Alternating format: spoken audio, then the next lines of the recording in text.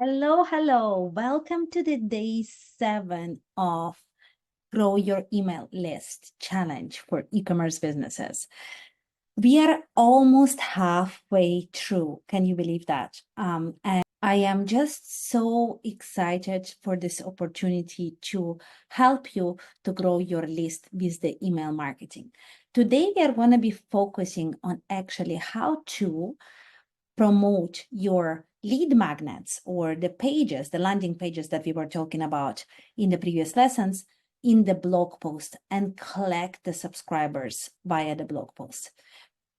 So if you have the blog post strategy, if you are posting the blog post consistently, don't leave the customers just with the information. You want to make sure that your call to action includes for them to take some action after reading your blog post. So, or either in the midway of your blog post, where you can actually include within the blog post, either your guide or checklist that you've created, or your free training or webinar, or even the discount for some of the specific products, right? You can actually do that, especially if you're talking about a topic that is, some specific product related or product category related. You can actually weave in the discount to this product and have the email subscription form directly in the blog posts for them to subscribe to your email. Okay, so let me show you an example.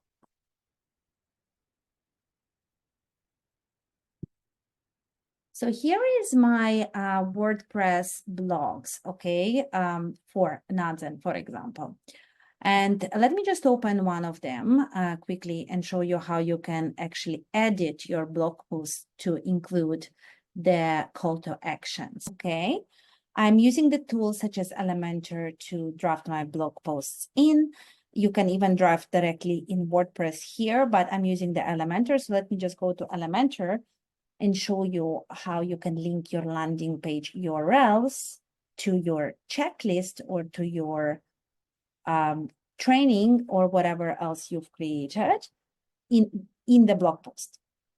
So here we go. Normally, the blog post is, starting with some kind of introduction or an overview of the topic, because you want to introduce the potential people who will be looking at the blog post to the actual topic idea.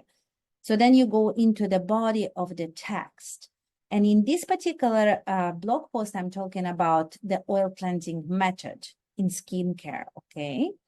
So what I'm doing, every blog post should have some kind of a call to action.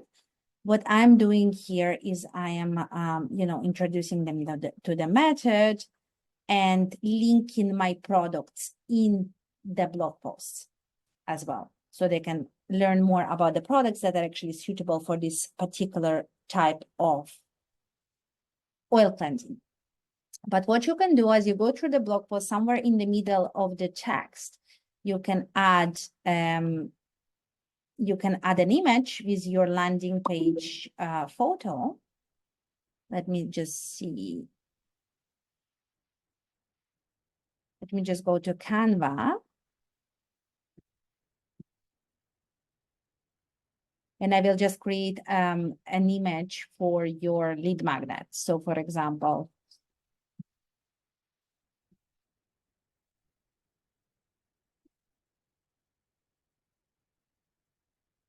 download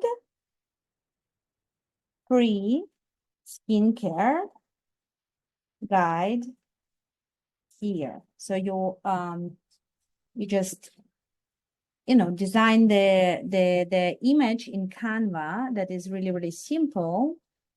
Maybe some of the different colors.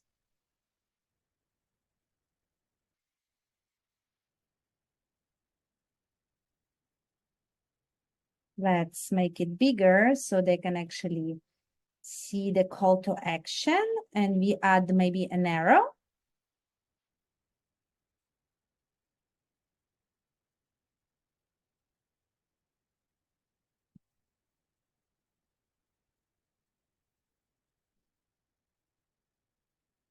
So normally the Elementor or any website builder gives you an opportunity to add the buttons throughout the text. Okay, so here in the middle of the text, I can actually add a button with a little image. Make sure that your image is the little size as well, right? Download your free skincare guide here, for example. Then you change the position of the button. You can change the position of the button, and then you can add a little image to show them, for example, how the guide looks like. And this can be designed in Canva easily. You can add, instead of the free gift, you can add the actual image of your guide, the first page of your guide or of your training, or you can add, whatever you want to, as long as it just serves the purpose, right? Because we want them to have the clear call to action to download something so they can subscribe to your landing page, okay?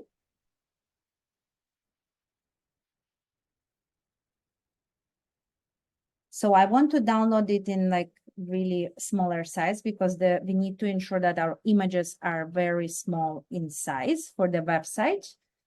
And I strongly advise you to also download website optimization tools to minimize the size of your images so your website loads faster. So we don't want to always add the images, but if you have a free guide to entice them to subscribe, it still would be great to have the image of the guide, like a first page of the guide or something like that in your blog post, so they can see what they are subscribing into. So now I choose the image, I upload the files, I select the image. So here we have it, the call to action at the end of the blog post is to download my free skincare guide here. Here I'm adding the link to my MailerLite guide, or if you build it on another landing page, you will have another URL. And they can just directly from the blog post, you have a clear call to action for them, not only to check out your products, but also to subscribe to your email list. Okay, so that's really, really how it's done. So if you are posting the blog posts consistently, and if you are, making sure that you have blog posts in your strategy for the CEO as well, make sure that you don't miss on the opportunity to collect those email addresses by using those clear call to action buttons or images for them to subscribe to your landing page. That's what it is. It's very, very simple to implement. So even if you have many blog posts already created, and if you're planning to add a sign-up form to your website, you can utilize that code to add to your blog posts. Or if you have already created the guide, you can actually go back to your blog posts and add, where applicable, your free guide as well. So start collecting those email addresses straight away. So it is one more effective way to collect the subscribers to emails, so you don't lose them when they read your blog posts, because we don't want to share the free information. Of course, they might click on your product links, which is great. They might browse, and then they might jump off. And when they jump off from your website without purchasing, we have lost the opportunity for a sale. But once you have their email address and they've downloaded your free guide or your webinar or a training, you then have this opportunity to reconnect with them via the welcome series and remind them of your existence. They will likely to come back and purchase from you. Okay, so this is how it works. And this is the day 7 of the challenge. Tomorrow, I will be covering more on how to collect the email addresses during the fairs or networking events or any markets that you might be participating in. there is a way to do that as well. If you are attending any markets or events, make sure that you don't lose the opportunity to collect those email addresses. We'll talk about it tomorrow. But for today, please share in the comments if you are currently using blogs as your marketing strategy. Okay? I would love to know that. Talk to you soon.